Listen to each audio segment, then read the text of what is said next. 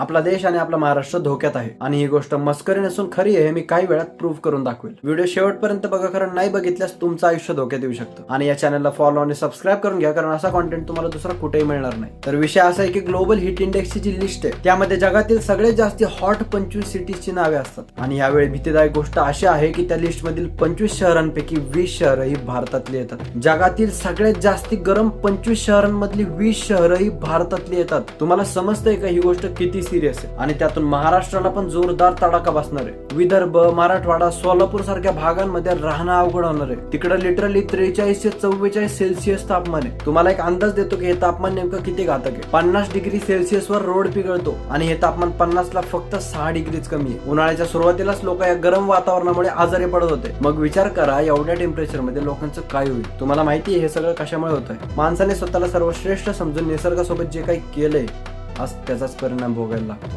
अजूनही कित्येक लोक गोष्टींच्याच दुनियेमध्ये आहेत आणि त्यांना असं वाटतं की जगात सगळंच चांगलं चालू आहे. त्यांना माझं असं सांगणं आहे की जोवर तुम्ही गोष्टीतनं बाहेर आलेले असाल तोवर सगळं संपलेलं असेल. कारण तुम्ही माना किंवा नका मानू, पण निसर्गामध्ये कुठेतरी रिव्हर्स काउंटडाऊन सुरू झालंय. मला तुम्हाला घाबरवायचं नाहीये, पण मला तुम्हाला वास्तविकतेची जाणीव करून द्यायची. यावर तुमचं नेमकं काय मत आहे हे मला कमेंटमध्ये सांगा आणि हा व्हिडिओ जास्तीत जास्त लोकांपर्यंत शेअर करा.